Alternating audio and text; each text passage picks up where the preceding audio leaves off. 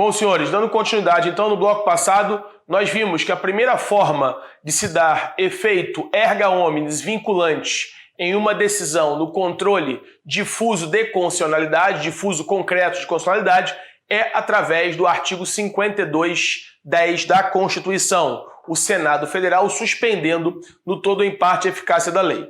Nós vamos ver agora a segunda hipótese em que isso pode acontecer. Nessa segunda hipótese, eu tenho a análise da súmula vinculante. E a súmula vinculante está na Constituição, no artigo 103A.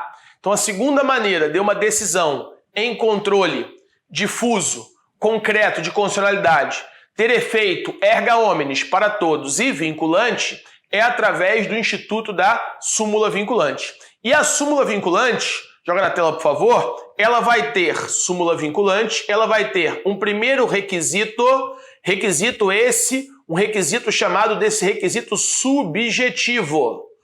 O requisito subjetivo é o quórum para a sua aprovação. Então, o Supremo Tribunal Federal, artigo 103A, poderá, de ofício ou por provocação, mediante a decisão de 2/3. Ora, senhores, 2/3 de 11 ministros, quórum do Supremo, dá 7,666. Obviamente, isso aqui é arredondado para 8. Então, o primeiro requisito é a presença, o voto de 8 ministros. Esse requisito, para aprovação de uma súmula vinculante, a doutrina chama de requisito subjetivo. Só que agora eu tenho dois requisitos objetivos para aprovação de uma súmula vinculante. Quais são esses requisitos objetivos para aprovação da súmula vinculante? Primeiramente, deve haver decisões reiteradas. Primeiro requisito objetivo, decisões reiteradas. Então aqui eu tenho um MQI, múltiplas questões incidentais, múltiplas questões divergentes.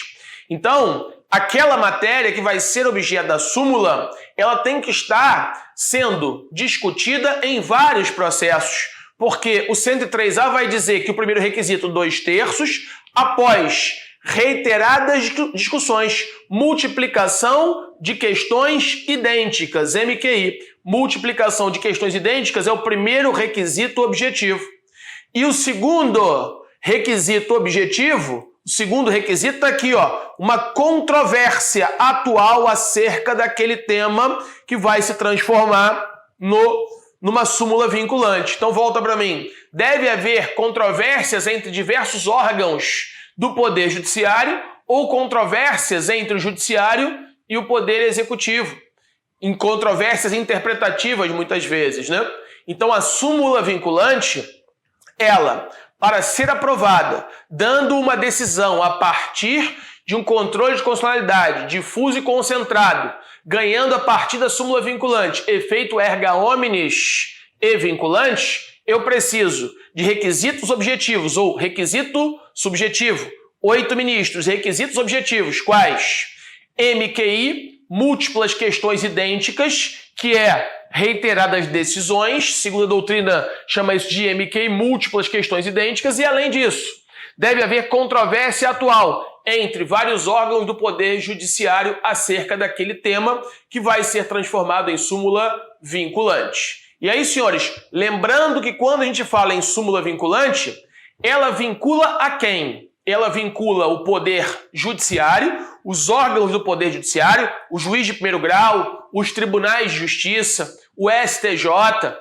Então ela vincula o Poder Judiciário e ela também vincula o Poder Executivo. Mas aqui vale uma observação. Joga na tela.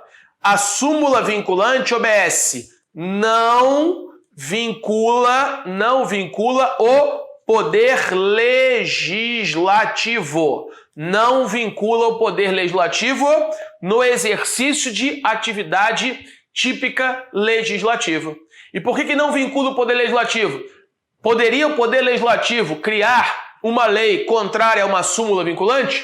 Poderia. Então o Poder Legislativo só estaria vinculado na função atípica administrativa.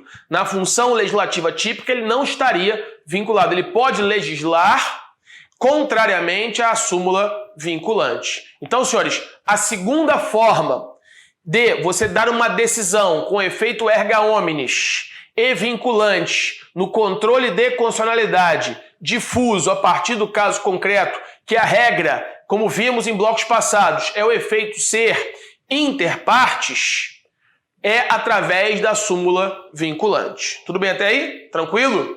Bom, e aí, obviamente, nós vimos os casos em que poderíamos trabalhar com a regra. Regra, dar efeito vinculante a uma decisão erga omnes, a uma decisão tratada no controle de constitucionalidade difuso concreto, ou através do 5210, ou através da súmula vinculante. Só que joga na tela, essa é a regra no ordenamento jurídico. Então, no controle difuso de constitucionalidade concreto, qual é a regra que nós vimos nos blocos passados? É a decisão ter efeito ex tunc, ou seja, retroativo, ex tunc, e interpartes. Então essa é a regra. No controle difuso concreto, os efeitos da decisão são ex tunc, retroagem e são interpartes. Só atinge as partes da relação processual, já que, como disse, essa relação, esse processo é um processo em que há parte no sentido carnelutiano de partes. Só que na prova, para delegado, ele vai te perguntar, ou numa prova de concurso público qualquer, ele vai te perguntar exceções acerca disso. Quais são as exceções em que, por exemplo, eu poderia ter uma modulação dos efeitos? Eu poderia dizer que os efeitos daquela decisão, mesmo no controle difuso concreto, poderiam ocorrer no momento futuro do tempo. Eu poderia modular os efeitos daquela decisão.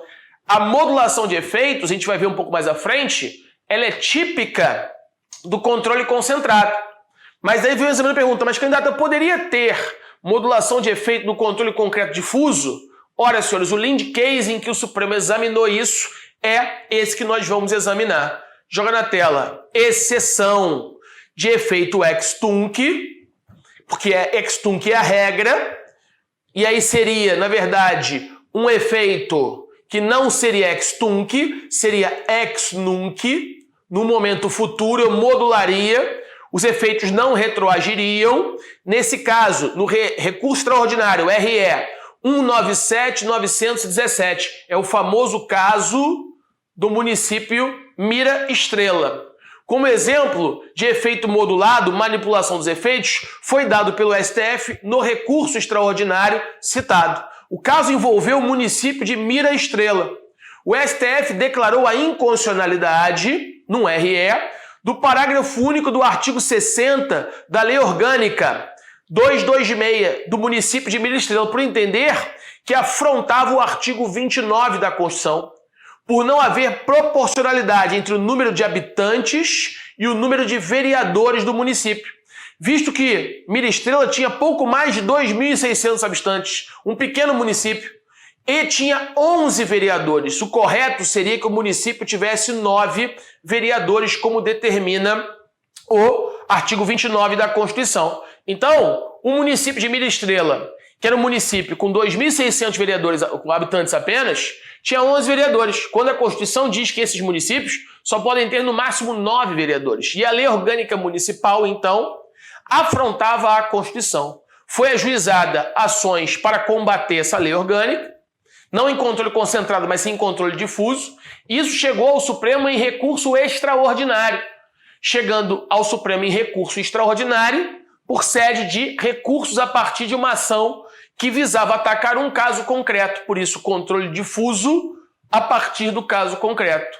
E aí o Supremo entendeu então que aquela lei orgânica violava a Constituição. A causa de pedir não era para expurgar do ordenamento jurídico a lei orgânica do município.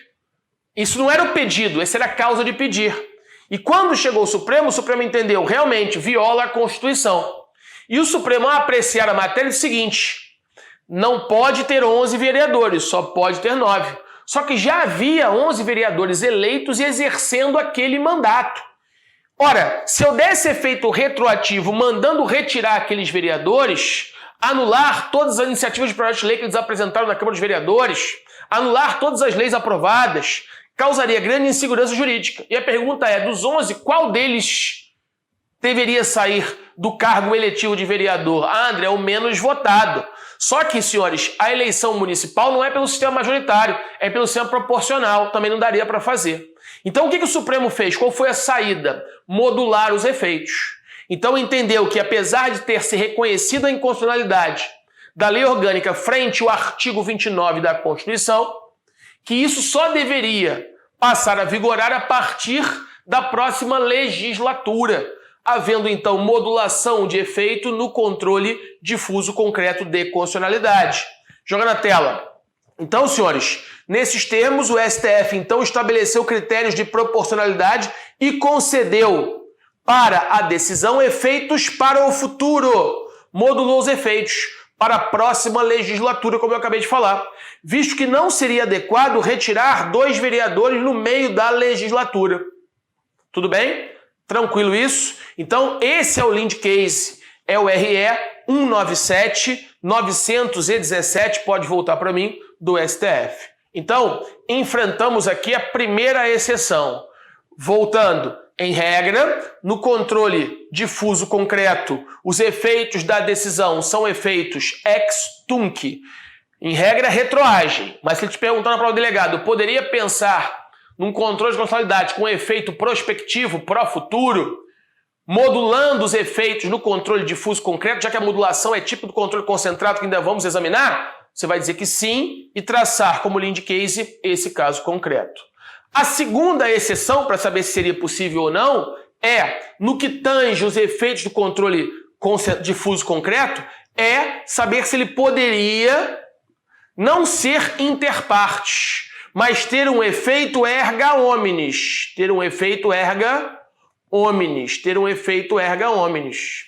Nós vimos que em 2 situações descritas na Constituição, eu poderia dar efeito erga omnes a essa decisão, que era justamente o 5210 da Constituição e a súmula vinculante. Mas a pergunta não é essa. A pergunta é se eu conseguiria encontrar esses efeitos, erga omnes e vinculante, por uma outra via, que não seja a via do 5210, nem a via da súmula vinculante. Ora, senhores, o Supremo examinou uma situação que também não é pacificada na doutrina, mas que é um Lind Case que foi aqui apreciado pelo tribunal. Qual foi o caso para você entender? Havia uma lei federal que dizia que proibia a comercialização de uma espécie de amiantro, que proibia a comercialização de amiantro, entendendo que o amiantro seria altamente cancerígeno, ok? Muito bem. Só que esta lei federal, ela criava uma exceção. Ela dizia que seria possível a comercialização de uma espécie de amiantro propriamente dito, que era o amianto de crisantila. O amianto de crisantila poderia ser comercializado. Ora, aí, alguns estados, como o estado do Rio de Janeiro, traçaram uma determinada lei. No Rio de Janeiro, por exemplo, joga na tela, veio a Lei 3579 de 2000, que vedou toda e qualquer comercialização de amianto de crisantila. Vedou também o amianto de crisantila. E essa lei federal, volta para mim, ela admitia a comercialização do amianto de crisantila. A lei era essa aqui, ó. Lei Federal, tá na sua tela aí, 9.055 de 95. Então volta aqui para mim.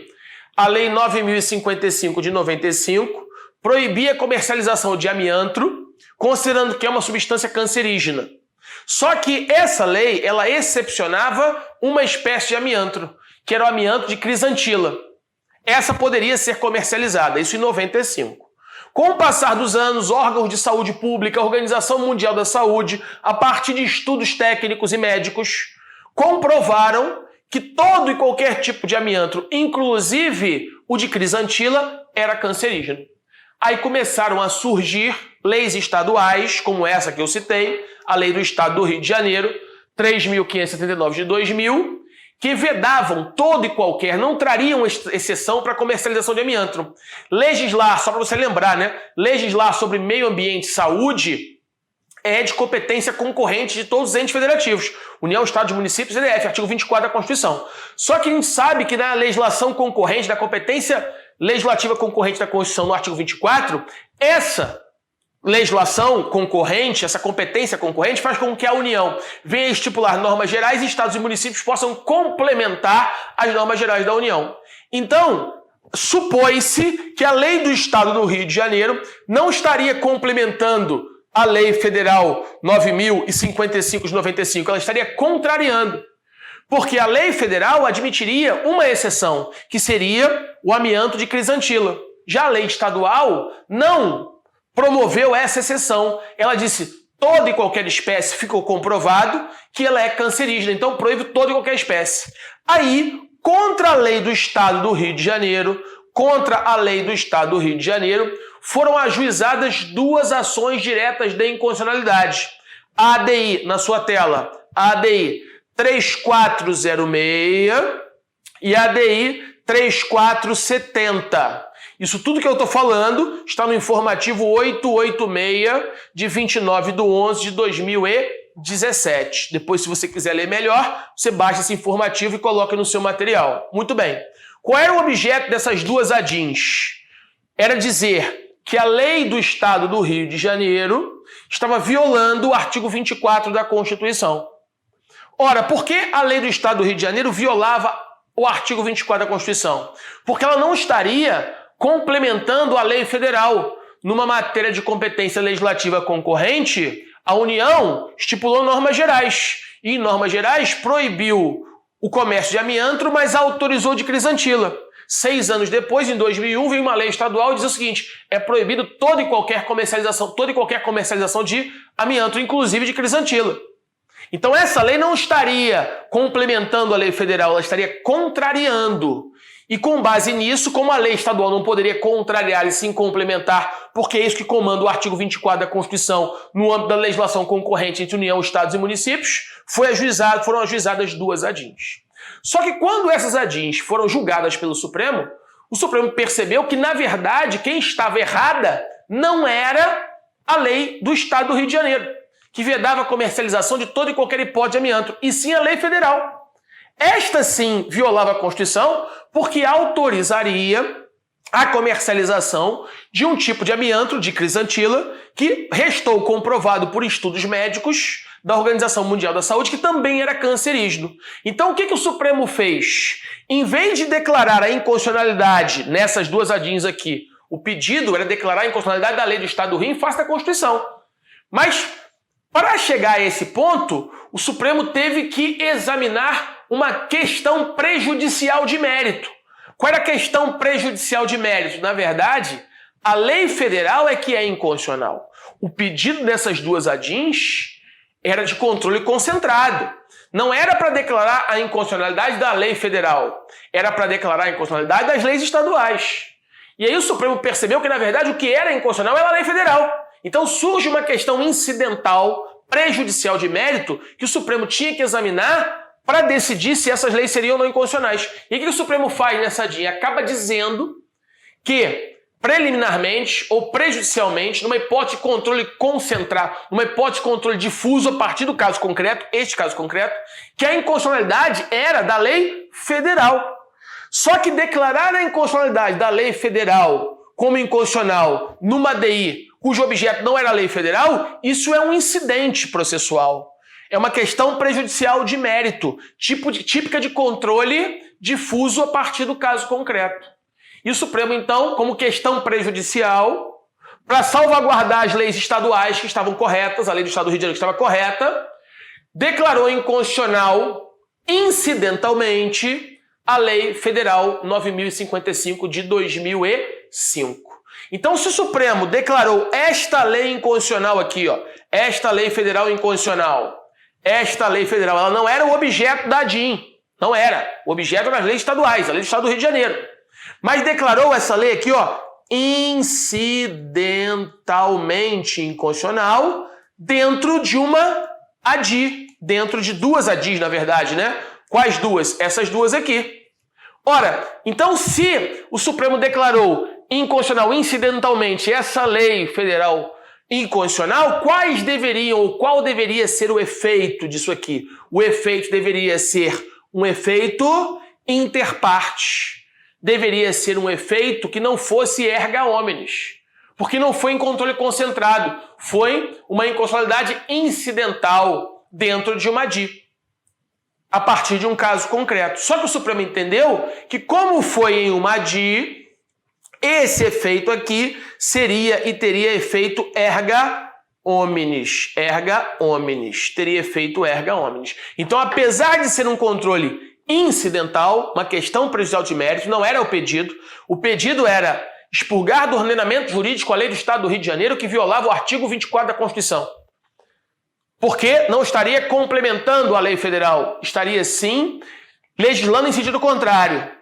E a União cabe fazer norma geral. Mas aí percebeu-se que a norma geral que era inconstitucional. A norma geral que era inconstitucional. Isso passou a ser uma questão prejudicial de mérito, uma questão incidental. Então o Supremo declarou incidentalmente nessa ADIM esse controle, essa lei federal inconstitucional. E o efeito deveria ser interparte. Só que foi feito numa ADI que sequer parte tenha um processo objetivo. E aí então o Supremo entendeu que esse efeito do controle de constitucionalidade difuso a partir do caso concreto incidental teria excepcionalmente efeito erga omnes, mesmo sem o 52, mesmo sem o Senado ter suspendido e mesmo sem uma súmula vinculante. E a isso se deu o nome técnico na doutrina de abstrativização, joga na tela por favor, de abstrativização do controle difuso.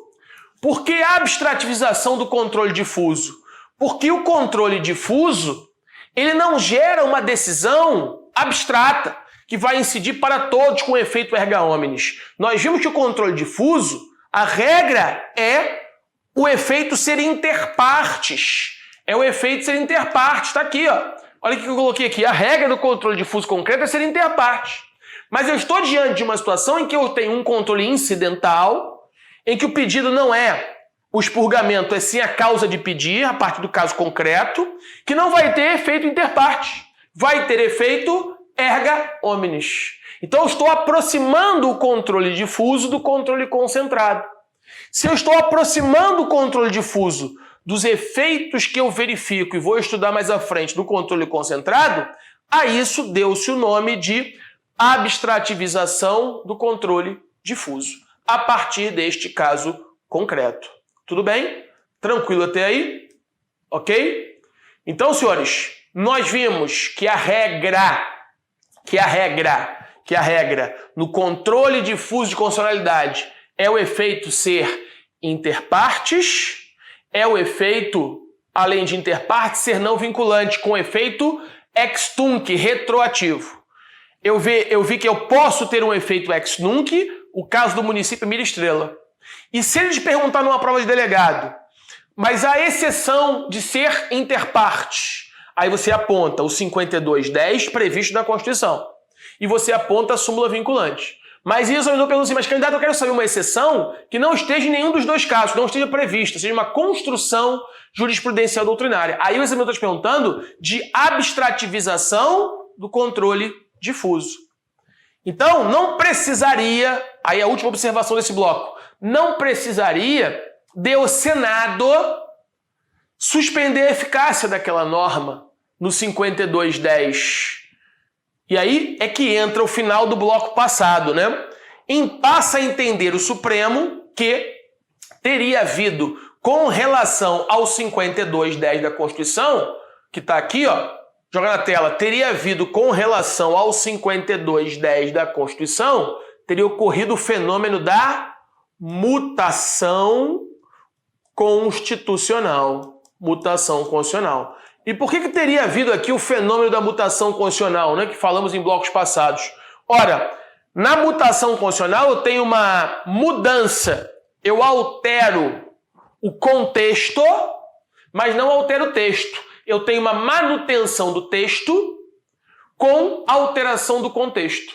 A partir desse caso, em que o Supremo apreciou tal fato no informativo 886 do STF, passou-se a entender que o Senado Federal, ou seja, não precisaria, quando ele então suspendesse aquela norma, essa suspensão por ato do Senado Federal só teria o condão, joga na tela por favor, de dar publicidade